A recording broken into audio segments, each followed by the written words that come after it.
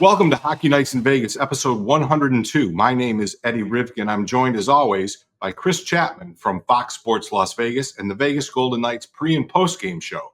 This episode, like all others, is brought to you by the Las Vegas Advisor at www.lasvegasadvisor.com, by my very good friend, Dr. John Pierce at agelessforever.net, and by the greatest law firm in all of Las Vegas. That's Joe Riccio and Boris over at the Marathon Law Group. marathonlawgroup.com. Well, Chap, I'm sitting here in beautiful, sunny Florida. It's too hot outside for me to sit by the pool and do the podcast because I don't want to sweat on camera and look like a blubbering fat ass. So I'm in a beautiful Mexican restaurant at the Sunny Hotel in Sunny Isles, Florida. I wish I was in Vegas with you, but okay, no, I'm actually kind of happy I'm in Florida. So the only problem is I'm looking around this beautiful Mexican restaurant and I don't see a towel because clearly I probably need to wipe the egg off my face for my incredible Kelly McCrimmon's going to make a huge splash at the trade deadline. He said, and he shouted from the rooftops that it was going to be kind of a quiet deadline. And with Reilly Smith, the original Misfit, coming back, that was pretty much all they did, unless you sort of count Brandon Saad in it. But so, yeah, there's a little egg on my face. I was hoping for a huge splash. Kelly did what he said he was going to do, chap. Are you surprised? A little bit, I think. But I think what it also tells me, Eddie, is that maybe there wasn't as much available to him in terms of cap space as we had anticipated. William Karlsson, I don't know if he's on the road trip. Bruce obviously didn't speak to the media yesterday. I didn't have an opportunity to listen to him this morning as they're preparing to play the Pittsburgh Penguins in Pittsburgh. But, I think what it says to me is they're pretty satisfied with what they have. I think if you heard Kelly, he said they've tried to upgrade the wing position a little bit. They obviously did that with Brandon Saad, who's got 4 goals since arriving here, and then the addition of Reilly Smith. And I think maybe it says the message that Shea Theodore is a bit closer to returning than I think we thought he would be. I think you and I both anticipated him being out for the rest of the season, but I think it's entirely possible that he's not, and he does come back before the end of the season. So I think I'm not super surprised, but I am surprised if that's one way to put it, because with this franchise, they're always looking to get better. And I think if there was a deal to be made, I think Kelly would have done it. I just don't think for what they were looking for what the assets were that they had, and for what they were willing to give up, there was nothing for them to go after. So I think bringing Reilly back was a good move. He fits. He knows the team. The team knows him. They know what they're going to get out of him. The guys he's going to be playing with know what they're going to get out of him. So I think in the grand scheme of things, if there was something to be made, they would have done it. There wasn't. Therefore, the Golden Knights were not willing to overpay for anything. And if you look at it from the perspective of how deep the team is, there really weren't a lot of areas that they were going to get a whole lot better. Like, all right, maybe you can get Brad Marchand. That makes you infinitely better. But I don't think that the offer was there. I don't think the deal was there to be made for this team. We got to go out and get Charlie Coyle. Does that make you so much better? I mean, Coyle's a good player, but I don't know, where you put him. So I think there wasn't something that was going to make them infinitely better. Therefore, I think they were perfectly fine standing pat outside of the Reilly Smith deal. I think the point that you made that needs to be emphasized is the Shea Theodore point, because they haven't put him on LTIR. And knowing, and Bruce said after the last home game of the homestand, William Karlsson is traveling and he's expected to play on this road trip. So that takes out 5.9 of that theoretical LTIR space. And then, so the only move they really had to make is putting Shea on LTIR, which gave them 5.2. and they didn't make that move. So, I think your point's well taken. Not on LTIR. Maybe he is a lot closer than we suspected. Given that that's overwhelmingly, the most likely scenario, then, he did what he did.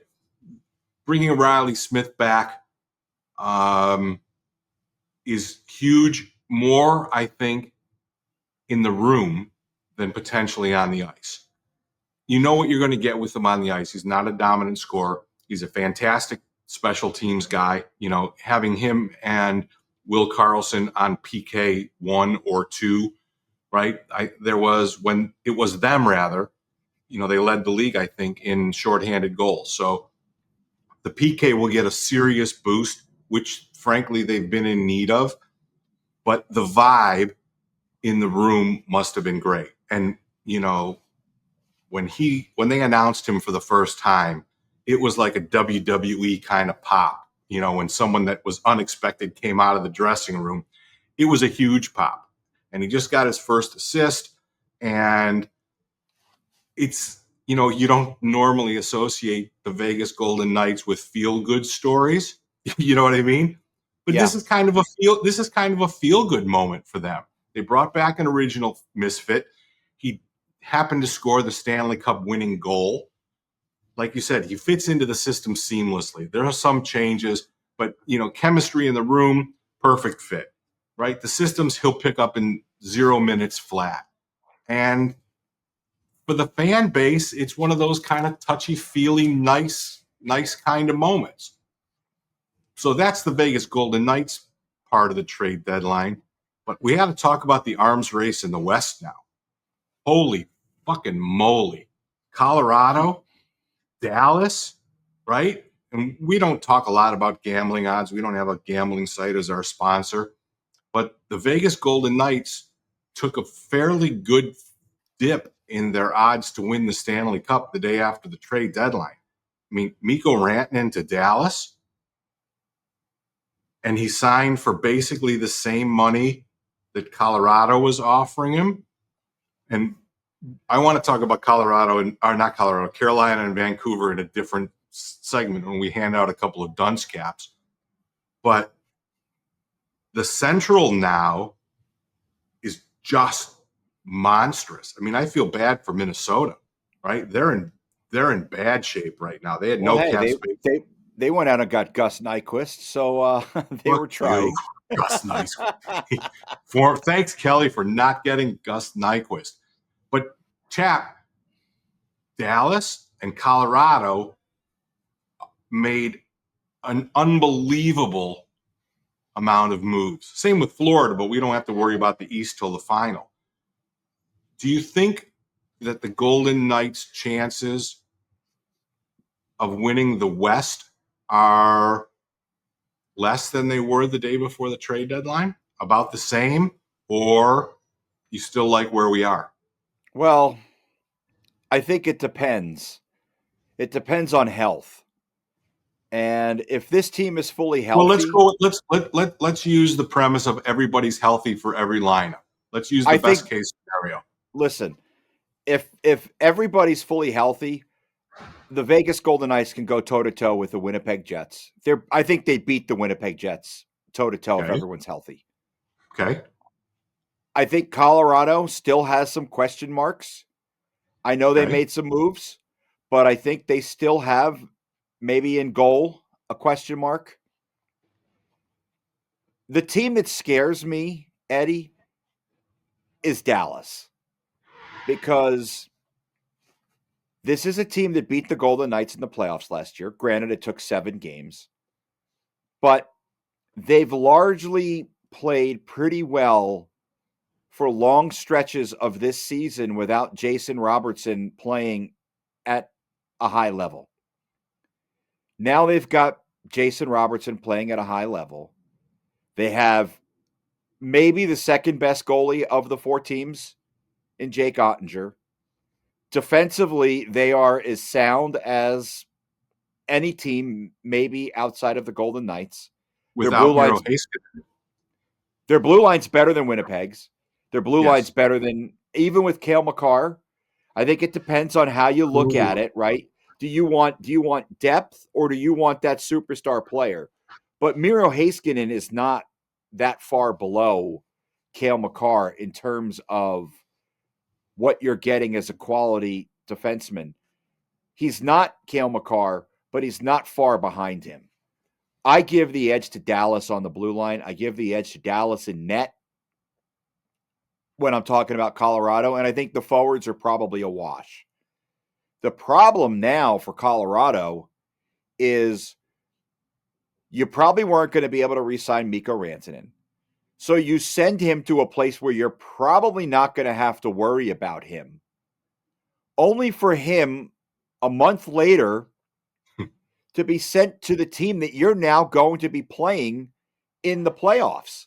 At some point. That's a major. Well, not at some point. I don't think either of them are going to catch the Jets. They're going to play each other in that first round. Minnesota's not going to catch either of them. No. So, barring something strange with the Jets, that's your first round matchup, Dallas and Colorado. And wow. listen, Wow. from the Vegas standpoint, I look at it this way. It's great that Dallas and Colorado went out and made all those moves. It's great that the Jets are leading that division because I don't give a shit because I'm not going to have to see any of them, and I'm only going to have to see one of them in the Western Conference Final.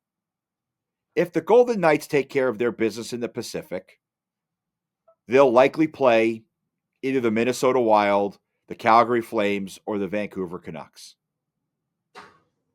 That's not something that worries me. I think Vegas gets through them pretty easily. And then you let the LA Kings and the Edmonton Oilers take each other out. And the funny thing is, I think Edmonton is probably the team I would favor to win that series. But as far as the Central, only one of those three teams are who you're going to have to see. You're not going to have to go through all three of them to get to a Stanley Cup final. So let them beat the shit out of each other. Yeah. And I think the team of the three I least want to see is Dallas. I think I agree. There's no guarantee that they even get through their first round series. Your point's well made. Wow. Talk about, I mean, Dallas and Colorado in the first round. I don't think you can get a better. I mean, that's going to be a war. Sign me up for that. Yeah, I mean, that's must-see TV. You know, I think that your point's well taken. I'm not afraid of Winnipeg.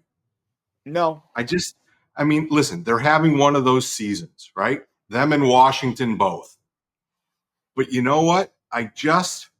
And it's not like we don't have a chance to watch them. They're close to being on our time zone, so we can watch as many Peg games as we want to watch.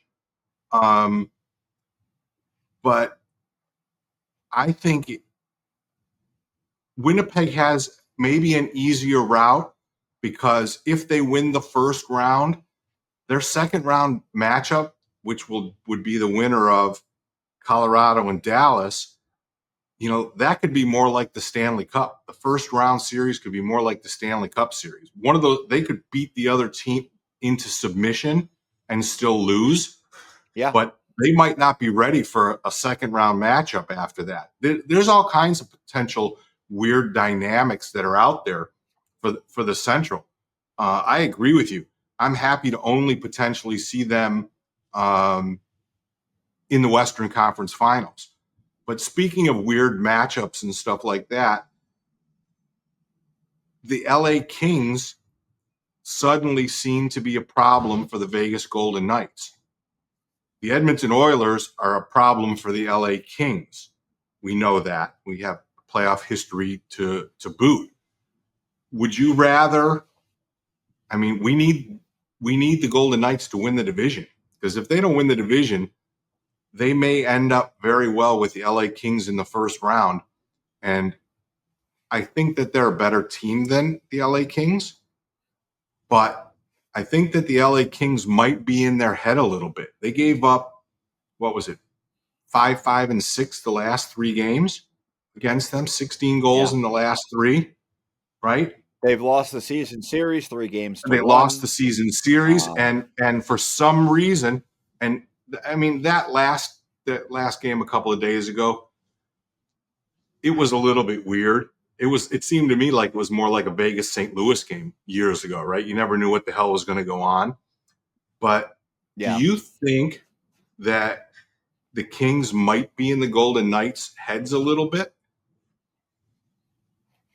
You know, I just I think know it's it's a kind of a bad tough matchup. question. I don't necessarily know about them being in their heads. What I do think is I think it's a bad matchup for Vegas because LA kind of dominated that game through the neutral zone, especially early on. They kind of here's the other thing that worried me. You look at the way LA scored some of their goals; they skated right by the defenseman for the Vegas Golden Knights in that game. Um, you know, I listened to Kelly McCrimmon yesterday, and he was asked his thoughts on the game, and he said he wasn't happy. Um, I think his words were "not happy." That would be my statement on it. But Eddie, with the way the third period went when they played last week, and the way the first period went this week on Sunday night, Troubling. I don't know if I don't know if LA's a better team, but they certainly have played like they're the better team the last couple of times they've played. And Quentin Byfield, I praised him last week. He is a problem for the Vegas Golden Knights. Anze Kopitar still finding a way to get it done. And for the record, Mikey Anderson gets a little overshadowed because he plays with Drew Doughty. He's a really good defenseman. One of the more underrated defensemen, I think, in the NHL. Look, their blue line is deep.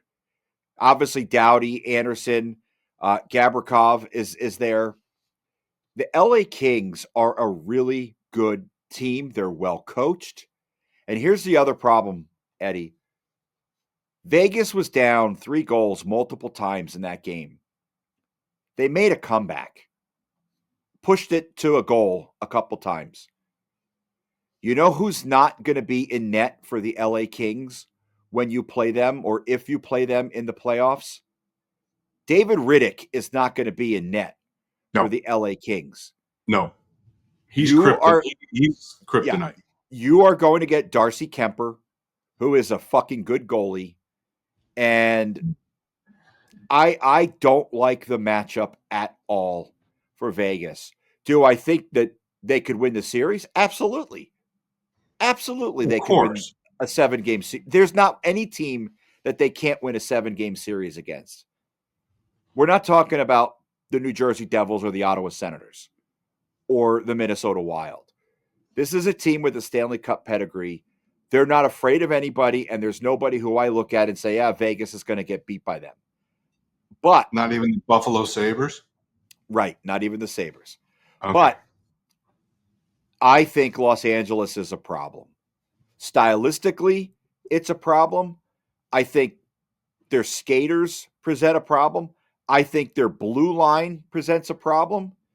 And you know, I I heard someone mention it, and now I'm going to have to start paying attention to it. But early on in games, when the blue line is sloppy, Petrangelo's making errant passes, Hannafin is making poor decisions. Maybe Zach Whitecloud is getting beat. Nick Hague maybe getting beat. Watch Bruce and his reactions on the bench because someone pointed out that you can tell early on how Bruce feels about the way his blue line is playing. And now I'm going to have to start looking to see because a lot of the problems on Sunday night began and resulted in goals for the LA Kings with poor play from the blue line. Not one guy, not two guys, the entire blue line. Eichel and Stone were out there for a couple of goals early on. it's just I don't want to see this team. I really don't, because I think it's I think the Golden Knights would be the underdog in the series against the LA Kings. And I don't know if I would say that about any other team in the Western Conference. I just think I've been saying it for 3 weeks. I don't like the LA Kings against Golden Knights in the first round of the playoffs. Well, I'll just make this point. The odds makers will never make the LA Kings the No, favorite no. to Well, go. you and I know how it works. We know how it No, works. But no, because the I amount of think money that they would from a get, the amount of money they would get on Vegas in the first hour that got out would flip the script but entirely. I'm taking the books out of it. I'm talking about Okay, if I no, was to pick a favorite. that's fair enough. So let's take a break. We'll get a word from Dr. John Pierce, my good friend at agelessforever.net. We'll be right back. So if there's a little bit too much whip in the shaft of your hockey stick and you want to be able to hit the back of the net, here's your answer. But I'm not going to tell you anything about it because I'm going to let my good friend Dr. Pierce tell you exactly what this bad boy is, and prepare to be amazed. This is the Phoenix Pro. This is a home unit to deliver extracorporeal, I call it sound wave therapy. The technical term is shock wave therapy. Here's where we get to the fun stuff, kids. Okay? And they applied it to their genitalia, and they found that, yes, indeed, it improves blood flow. We talk about, male genitalia. What is an erection? It is a blood flow issue. So if you're having issues, and you've gone to see your doctor, you've had your testosterone balanced, and you're doing those things, and it's working great. If you're finding that you're using a medication like Viagra, Cialis, something like that, and you're finding less and less effect, that means that the blood flow isn't as good. Something like this can help to mitigate that issue. So let me break this down for you in layman's terms. If your junk is more like a pool noodle than a pool cue, it's going to make your junk hard. Dr. John Pierce, Ageless Forever, www.agelessforever.net. Don't be shy. Send a message. The first consultation is free. You'll meet with Dr. Pierce personally. You'll have the ability to share whatever it is you want to share. This bad boy works. So, something for you to think about. www.agelessforever.net. Send a message. Take advantage of the free consultation, and let's get you to be the best you can be. Jeff, before we get back to the Golden Knight stuff, let's talk about the Golden Giveaway, courtesy of Marathon Law Group. This is the fourth and final time that you will have the opportunity to win the Golden Giveaway. What's the Golden Giveaway, you say? 2 lower bowl tickets, free parking, pregame dinner at the Eldorado Cantina on Sammy Davis Jr. with these 2 handsome bastards you see on your screen. The game is Saturday, March the 22nd. Puck drop is at 5:08 p.m. It's a national TV game. So you'll get to see the fancy big shot broadcasters, but you'll probably get the pregame show of our Vegas Golden Knights. All you have to do to enter is subscribe to the podcast, like the episode on the YouTube page, and let's go with the comment 19. Put the number 19. That's Reilly Smith's number. You know Reilly Smith, the former original Misfit. He's back, so he's going to get the great honor of being the comment to win tickets to the Golden Giveaway, courtesy of Marathon Law Group at www.marathonlawgroup.com. Golden Giveaway. All you got to do is jump on, like, subscribe, comment 19, and you're in for the drawing. You have one more episode after that, but the drawing is getting close. The game's on the 22nd. There's no time like now. Yeah. Chap, I want to talk. Great game. Great opportunity to see this team maybe one more time before the end of the season. And have dinner with us. Yeah. That can't be undersold. No, that cannot be undersold at all. I want to talk briefly, just briefly. I really want to be briefly. Samsonov had a really good bounce back game. We talked on episode 101 that we were both a little bit concerned about him. He had 2 really shaky starts, but more than the shaky starts, he looked really upset and down in the locker room after his second game. And it was a win. And that's usually Yeah. not a good sign. And we talked a little bit, about Sean Burke, the director of goaltending for the Vegas Golden Knights, and how he's the goalie whisperer. And I don't know a lot about goaltending and stuff like that, but if I was a gambling man, I would say that goalie whisperer is about 30% physical, structural, technical adjustments and tweaks and tunes, and 70% of it is psychological. And Samsonov was really good. And clearly, in the week that he had between starts, Sean Burke had a chance to get with him, find some deficiencies technically in his game, work on them, and correct them. But the wizardry of it is how he got his mind right. And Sammy looked really good. And he was also pretty upbeat and positive when we talked to him after the game. In a nice suit. Yeah, it was in a nice suit. He was ready to get out. Homeboy definitely had a dinner reservation because he was waiting for us to get the hell out of the arena. Yeah. So, kudos to Sean That's Burke. a rarity. Yeah. I mean, kudos to Sean Burke. One day we're going to get the opportunity to talk to him where he's going to we're going to ask him if he can give us insight on how you fix broken brains on goaltenders. But he was really good, and they're going to need him to be really good. There's 18 or 19 games left in the season. Samsonov's probably going to get 4, maybe 5, right? Because they've got back-to-back this weekend, Buffalo and Detroit. They got back-to-back next weekend, the Red Wings and the Lightning. So there are going to be opportunities where we're going to need Samsonov to be the good Samsonov so that we can keep munching points and locking up first in the division. Because like you said, that first round matchup becomes very precarious if it becomes the LA Kings. So you got any good words for Samsonov or Berkey? Well, I want to ask you something because he played Friday night against the Pittsburgh Penguins, and obviously we'll know the answer in about 5.5, 6 hours because it's about 11 o'clock in the morning in Vegas on Tuesday. The team is in Pittsburgh right now getting ready to play the Penguins tonight. Do you go back to Samsonov, or would you play Adin Hill and give the Penguins something different to look at? Or do you go with Samsonov because he played so well against the Penguins just 3, 4, 5 days ago? That's an enormously complicated question. Adin Hill did not have a good start against LA. He did get hung out to dry quite a bit on the 6 goals. Part of me says you want to put Hill right back in there and see if you can sort of just refocus him, get him down the line, and get back on track after a rough start, especially considering the starts before that.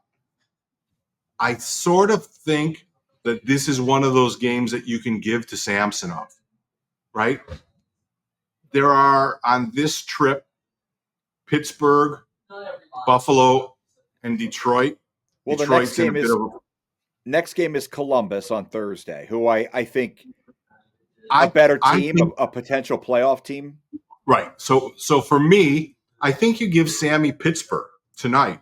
You give Adin Hill the more competitive. I mean, Columbus is right in the mix for a wild card, if not third. And then you go back to Samsonov against the Sabres.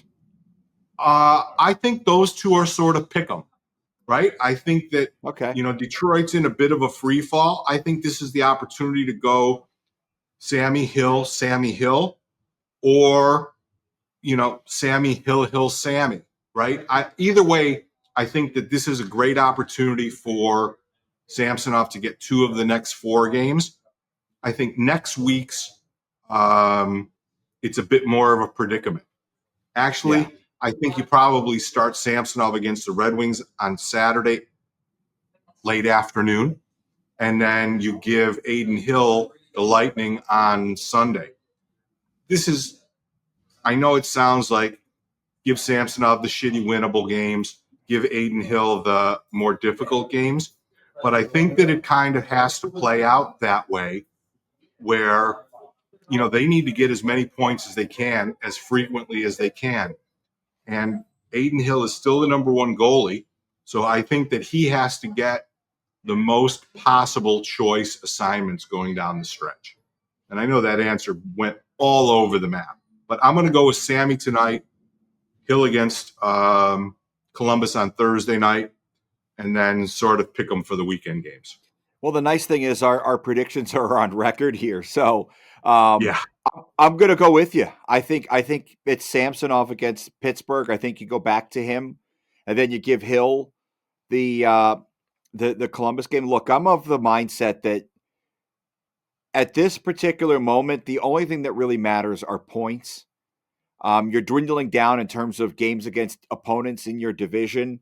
They don't play another division opponent until April Fool's Day when they play the Edmonton Oilers. Everything else is against teams that are either in the Central or on the Eastern Conference.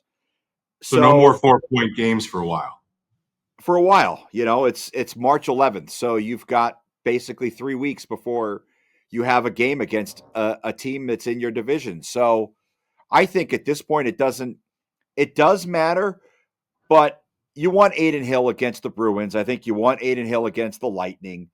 But I think a lot of these other games coming up, I feel like you're right. It is kind of a pick 'em.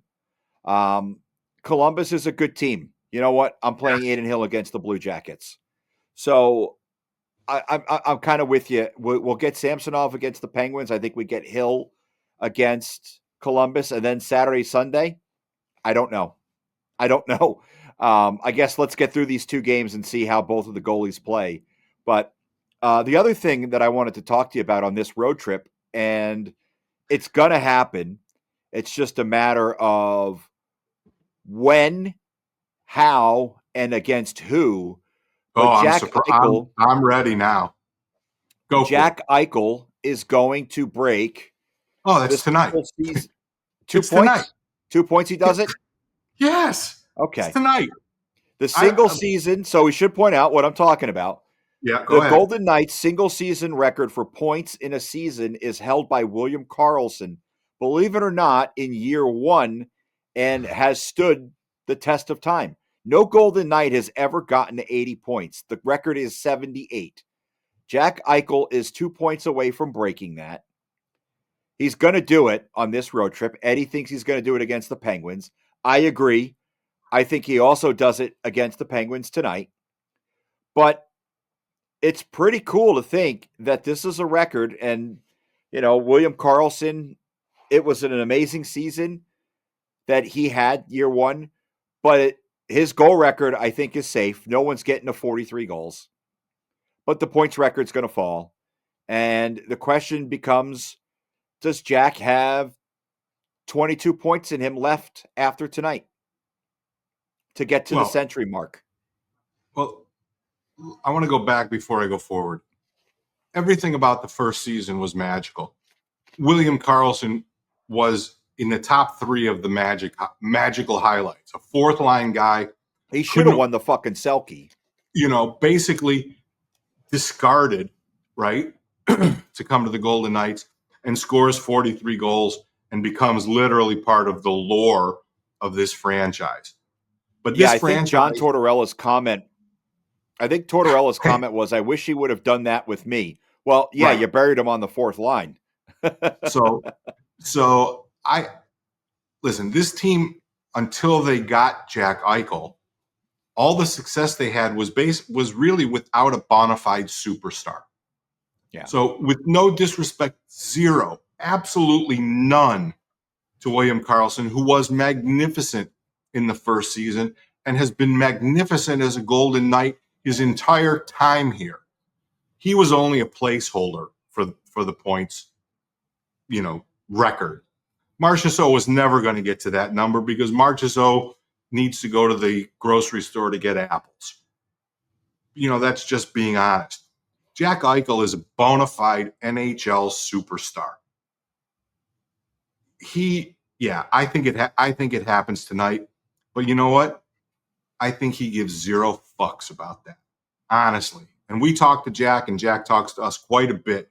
And he has never, I can't think of one time where he has ever said I.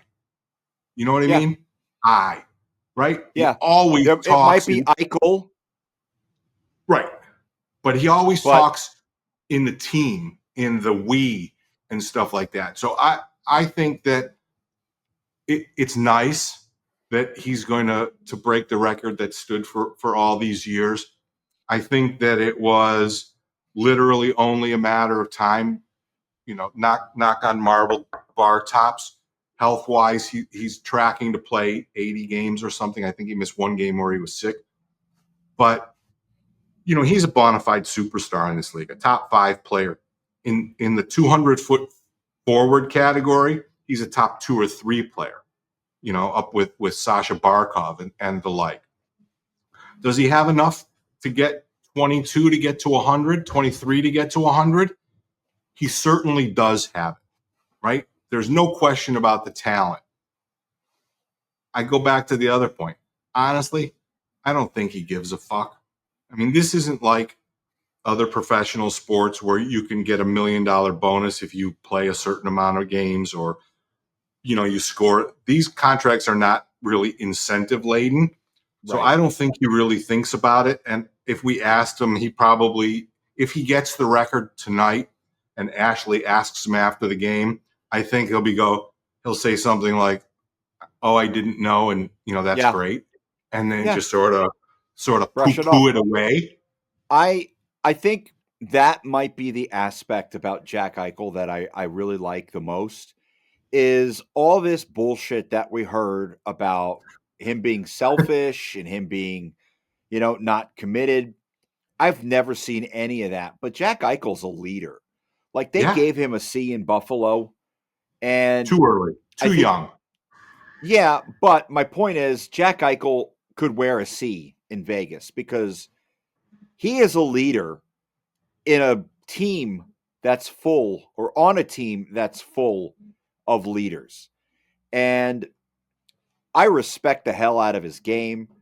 I enjoy watching him play night in, night out. Like I think I made the comment, and I don't know if it was on this podcast or if I said it on the Insider Show, but when Jack Eichel retires, 8-9 years from now, we're going to look back and we're going to have to realize that we saw one of the greatest players of his generation every single night. Jack Yeah, Eichel is a champion. He is going to be an Olympian, maybe an Olympic gold medalist. He's going to be in the Hall of Fame. yes, And we will have gotten to watch him perform at the highest level for his career. And it may take a long time before you replace Jack Eichel in terms of star quality. I mean, there's teams around the league that may have been phenomenal 15, 20 years ago, and they've never been able to find that superstar. Like I look at a team like the Philadelphia Flyers, and yeah, they've been to a cup final. They've been really good, but they've never replaced Eric Lindros. They've never had a guy who's even come close to what Eric Lindros meant to that franchise. Look at the Red Wings. They've never replaced Sergei Fedorov or Steve Yzerman. So he's a generational talent. And I think the fans appreciate and understand because the reception he gets every time he does something from this fan base, it's awesome. And the energy you get in that when you and I are sitting in that press box and we don't cheer, but he scores a goal, and the way the fans react when Bruce Cusick says, Jack Eichel, and the fans in unison all cheer Eichel. at some point. Yeah, yeah. So let's get a word in from Joe Riccio and Boris out at Marathon Law. I'm here with Joe Riccio from Marathon Law Group. And Joe, sometimes when couples go through divorce, one of the partners will deprive the other partner of visitation with their children. Obviously, this is never a good situation for anybody. So what what steps can someone take to maybe deal with this type of issue if it arises? Well, no, thanks, Chris. One of the most important things you can do is make sure that you have a court order. And in the state of Nevada, over the last several years, the Nevada legislature has moved towards involving both parents and finding it best for children to be involved, or parents be involved with both children equally, both on the legal custody and the physical custody side of things. So if you're being denied time or deprived time, whether it's in a court order or not, you definitely want to take measures to prove or at least show the court that you've been making those overt efforts and that the other side has been depriving you. So maybe like keeping a calendar or something like that and marking when you have visitation with the child, maybe marking when you should, and if you don't get visitation on that particular day. Yeah, absolutely. Not only could you keep a calendar log, but there's applications that the parties can get into without the court for free that allow them to communicate that the court can look at when that time is right. And then there's other mechanisms that you can engage in as well, such as text messaging and emailing and making sure you're keeping those records. All right, we're back. But we were talking about Jack Eichel, and your point's spot on. We will look back, and I think that we really understand what we're seeing. Yeah. You know what I mean? But retrospectively, I think that we're going to look back and say, just like you said, I mean, he's a generational talent. There's no other, and like you alluded to with Philly and Lindros and things like that, generational talents don't come along, that often. They talk about Macklin Celebrini and they talk about Bedard, and those people, they've only got one or two pages of their book written. Jack's got a whole bunch of his book written now, especially now that he's a Stanley Cup winner. And, it might take them decades to be able to replace a player, a star of that stature on the Golden Knights roster. And we hope that the cap continues to go up and that the league flourishes. And, they have, Trader Kelly has the opportunity to be Trader Kelly. But even if they had all the money in the world, there aren't that many people of Jack Eichel's ilk. And it really is an honor and a great pleasure to just watch him be Jack Eichel. Yeah, it really is. I mean, he's just an incredible talent, and we're lucky. Like I said, the fans who go out there every night. I grew up, obviously, as I mentioned many times, a New Jersey Devils fan. I got to watch Scott Stevens, who was one of the premier defensive players of his generation. And, when you have that guy in your market, in your city, I think it means a little bit more when you get to go out and watch him. When Pat Mahomes retires, it's going to take the Kansas City Chiefs a really, really, really long time to find a guy like that. The New England Patriots are going through that now. There's Tom Brady's not walking through that door. So, if you're a fan, and the fans do a great job of it here, they understand and they appreciate what they have in Jack Eichel. This team doesn't win a Stanley Cup without Jack Eichel. And you know what? They're in contention every year as long as he's at the top of his game. I truly believe that. And, he's going to break this record. And like you said, the best part about it, he's going to be humble Harry. And he's going to say, all right, next game. I want to go win the next game. Yep. Onward we go. All right. So we both were pretty spot on with 7 or 8 on the homestand. So we got a little bit of our street cred back for predicting and stuff like that. 4-game roadie opens up tonight. Pittsburgh, Columbus, Buffalo, and Detroit are the 4 opponents before the Golden Knights return to the Fortress. Professor Chapman, quickly, prediction on points. I think they get 6. I think they come away with 6 points. I think look, if you get 6 points, that means you will have won 3. They have won 7 of 9. If they win 3 of 4 on this road trip. That'll be 10 of 13. I think you're pretty happy with that. I think the one potential stumbling block, I think they're going to beat Columbus. I think, believe it or not, I think the stumbling block is against Detroit.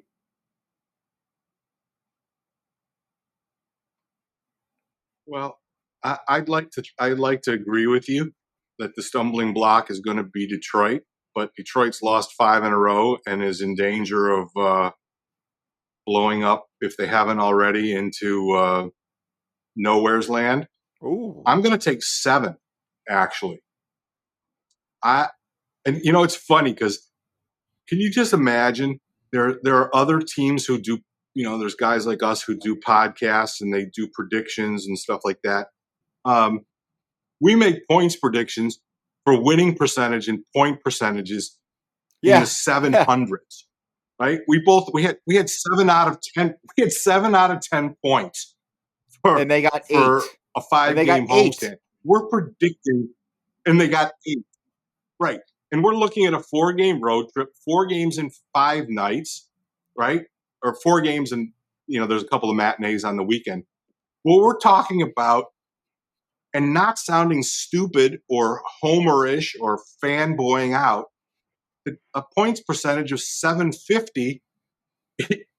It's expected. Right? We're expecting the Golden Knights. And the thing with us, the thing is, we make these predictions, and generally we're pretty close to being like. It's not like we've gone out and said they're going to come away with 8 of 10 and they walk away with 1 or 2. Yeah, no, never. So, Golden Knights fans, I know how sensitive you are. I know it hurts when we lose. I know your heart breaks when Aiden Hill gives up a bad goal. But for fuck's sake, they're playing 750 and 800 hockey. Enjoy the fucking ride. Right? It's not going to last enjoy forever. The ride. You guys take a beat, enjoy the ride. That's the philosophical musings of Eddie to close up episode 102. But we'll get the golden giveaway in one quick time. Saturday, March 27th, 5 o'clock start. Golden giveaway is 22nd. Saturday, March 22nd, 5 o'clock puck drop. Dinner with these 2 handsome bastards, 2 lower bowl tickets, and free parking. All you got to do is subscribe to the podcast, like this episode, comment the number 19 for Reilly Smith, and you'll be entered into the drawing. We're going to do another episode a week from today. The drawing will be a week from tomorrow. You've got 2 days basically to get the tickets for Marathon Law Group, 2 more chances to get a big bite at the apple, to win free tickets on the only podcast for the Vegas Golden Knights that gives you the goody goods. The lower bowl tickets, free parking, dinner at maybe the best Mexican restaurant in town. All of that for liking a little podcast, our Little Hockey Nights in Vegas podcast. So that's going to wrap it up. We want to thank our sponsors, as always, the Las Vegas Advisor at www.lasvegasadvisor.com, by my good friend Dr. John Pierce at agelessforever.net, and by Joe Riccio and Boris over at Marathon Law Group, the sponsors of the Golden Giveaway at marathonlawgroup.com. Episode 102 is in the books. We'll be back next week with episode 103. Don't forget to like and subscribe. And we'll be back again next week. Take care, everybody.